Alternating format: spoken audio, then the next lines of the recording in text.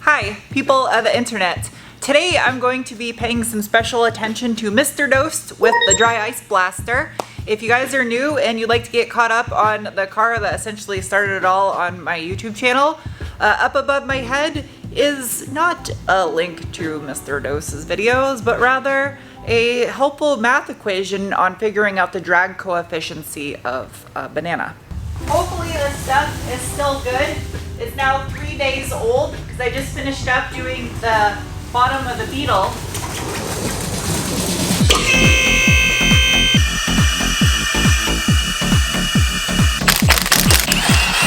These are so light.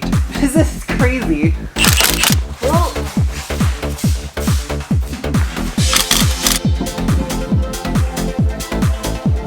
ouch.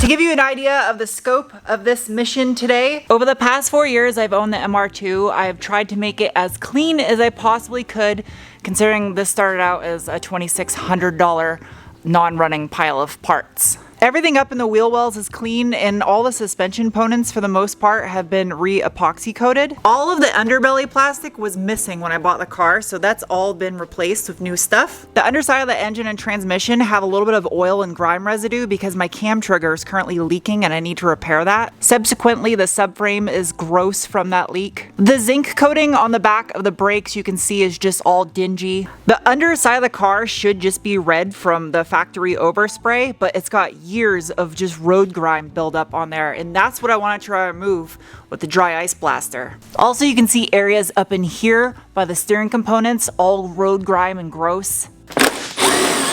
You could get a good look at a MR2's ass by sticking your head up it, but I'd rather take my word for it. Whoa, there's a lot of rocks up here.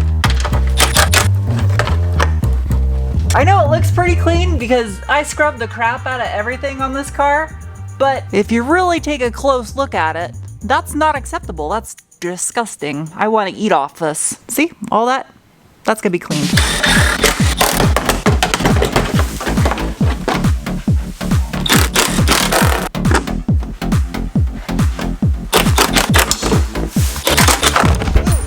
Gross, gross, ew, gross, nasty, ew, gross, ew, gross. So there you go. That's the before. That's what I'm working with. The machine I'm going to be using today is this little guy, the Cool Master, and I get a lot of questions about it. So on the screen is a spec sheet, some information on it, and where you can go if you want to get one. They're more for professionals and businesses than they are just average consumers because of the cost, especially dry ice. Dry ice is expensive. I got a new rain suit. Hopefully this one doesn't break. This right here is a secret to success with any dry ice blasting setup, and that's making sure you have super dry and clean air supply. Otherwise, you'll have heavy frost and condensation buildup in here, which will clog the auger. Additionally, the dry ice will get frostbite over time the older it gets, which has moisture in it itself. See these giant chunks? You really gotta break these down before you put them in the machine. Other than that, for 3 days old, this ice still looks usable.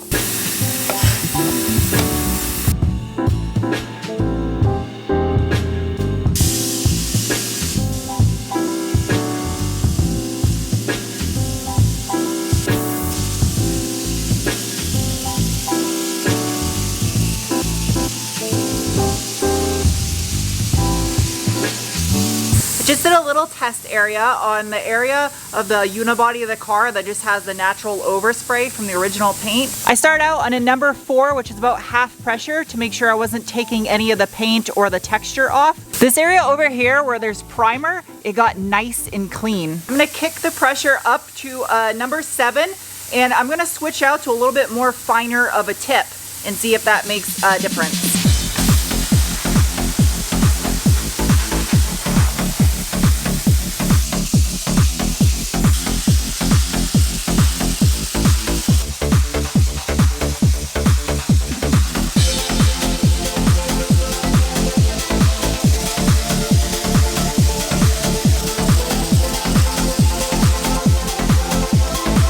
don't own my own air compressor, and this machine requires a high CFM volume for it to operate in addition to a high pressure. And the one I borrowed from Charlie is older than me, so it's trying its best. I have to drain out the water from the moisture separators about every 5 to 10 minutes or so because they get full. I drained the tank before I started, and I'm gonna do it again here in about an hour.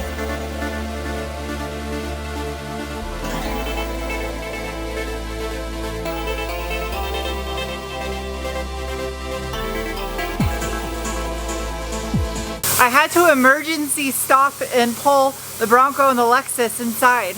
When I tell you this barely fits, I mean barely fits. There is a massive storm coming, and it got super chilly really quick, so I don't know if it's gonna hail. Oh yeah, it's bad on this side too. I gotta turn this thing off. Man, would some white Ragnar Masters look good on that LC500? Hi, it's the next day and the weather is cleared up. So now it's back to work. Get this MR2 cleaned. Let's see how 5-day-old dry ice is looking. I got some heavy frostbite on it. It's clumping up pretty bad. But I still got pellets. After doing almost 3 complete cars now of dry ice blasting, I've kind of learned that using a tip that shoots the highest volume of ice to me works best for covering large surface areas. For the most part, I think this will work. This stuff I just kind of break up and turns back into pellets. God, that's so cold. Here it goes.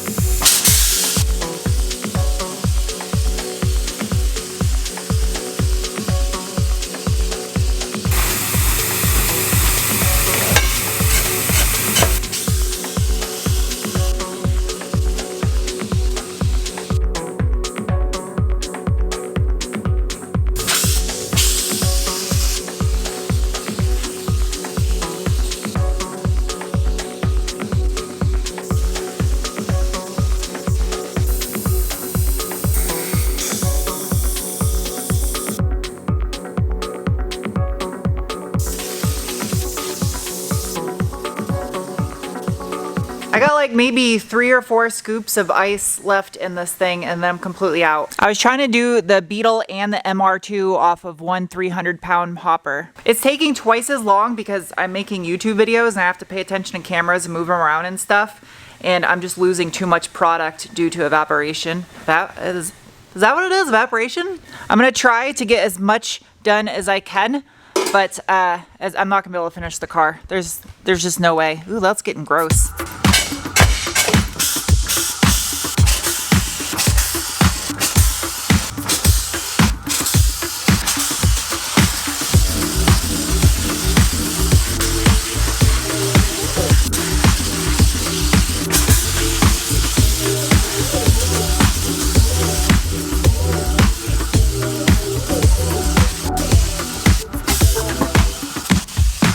I'm now 100% out of dry ice. It sucks because I got it like 90% done. So here is the steering rack area. I don't know if you recall, it was super nasty up inside there. Now there's gonna be little tiny areas that I had to go over quickly just because I was running out of dry ice. The zinc looks nice and fresh right here. The front cross member cleaned up super nice as well. I had 2 choices. I either left one area just completely nasty and untouched, or I just kind of went quicker and left tiny little spots here or there, and that's what I chose to do. To give you a little bit of a baseline, here is a clip that I filmed just before starting the dry ice blasting. There is the finished product. Again, the sides, that black is overspray from the rockers. It is not dirt. This is just so satisfying looking to me. You go over here, and it starts to turn black from the rocker paint. Yeah. And the engine and transmission and subframe, that's the area where I had to go a little bit quicker over. So there is little tiny areas that are still pretty dirty in here that I could have spent more time on. So that's like 90% clean. I'll go back over it when I get some more ice. But everything up here where the plastics go is nice and clean. The back of the rear brake caliper cleaned up nice. All the gold zinc looks good until you turn right here where it gets hit with rocks from over the years. You can see the zinc coating is just pitted right there. So I might take these off and get them re-zinced. Parking brake linkage was already clean, but it got a little bit better, especially the spring. I quickly shot over the heat shield above the mufflers right here. Just doing a quick once over on the transmission made it look super nice. And this plastic did a good job at catching all the dirt and debris inside here. I could get new lug nuts when I do these brakes. I think I'm gonna get project kicks. Again, that's what I have on the Forester and I like them.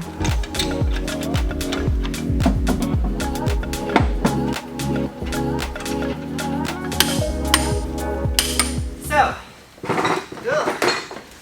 in these boxes right here, the big one's from Japan, this little one is from the UK. I'll open up the little one first. Yeah. What I have here is used, but a genuine set of Toyota splash guards for the MR2.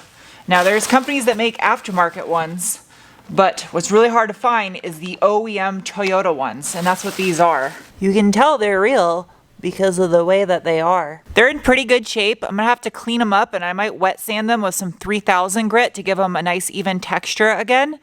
But yeah, genuine Toyota splash guards. I warn you, this is about to get super nerdy, especially for JDM car fans and Toyota nuts. Shout out to Etsu Ryu for shipping this stuff over to me because I bought it on Bai. It's like Yahoo Auctions Japan.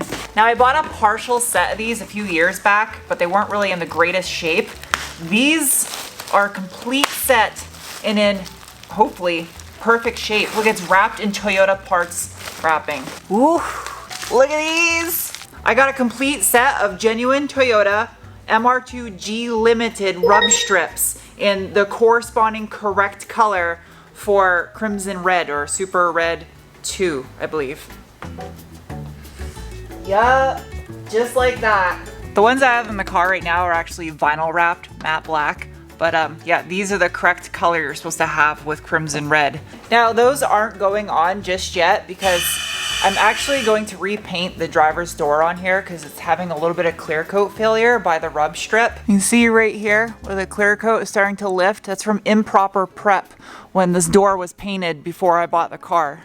It's also doing it back here by the handle, and then there's just little chips right here on the edge and also on the front of the door. Luckily it's not doing that anywhere else in the car, so I'm gonna have Fred respray this door since I already have paint left over when I painted the wings and the engine lid and the mirrors. Luckily Crimson Red's super easy to color match and I already have paint left over anyway from doing all this stuff. Ooh, ow!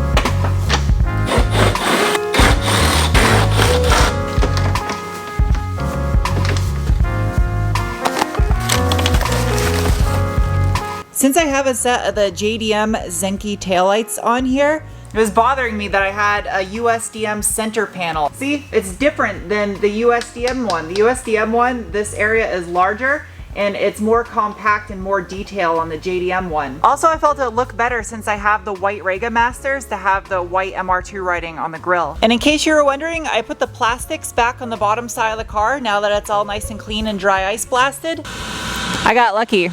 Fred was shooting a batch of trim black on some other car parts today, so I had him do the center panel. I'm not gonna put the splash guards on just yet because I'm gonna do the exact same treatment as that center panel's getting.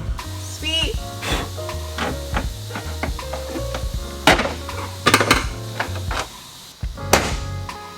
There. God, that thing's dirty. Yeah. Oh, that looks so much better. Please keep in mind the car is super dusty and dirty right now. But that is how you do a set of Zenki taillights. I know everyone loves the Koki's on these, but that looks so clean. I love the white writing with the white wheels. It's just subtle and crisp looking. Oh, that looks so much better. I love the look of the JDM center better than the USDM one. It just, I don't know. Yep. Much, much, much better. After the Beetle's done, I want to at least do 1 or 2 more MR2 videos because I got some more parts I want to put on there and I still have to get the car tuned. I gotta trailer it somewhere out of state and find someone that can tune the Link ECU for me. So, but at least I got a base map on the car, so it is drivable on 91 octane. Anyway, thank you guys for watching, and I'll see you soon with another video. Bye!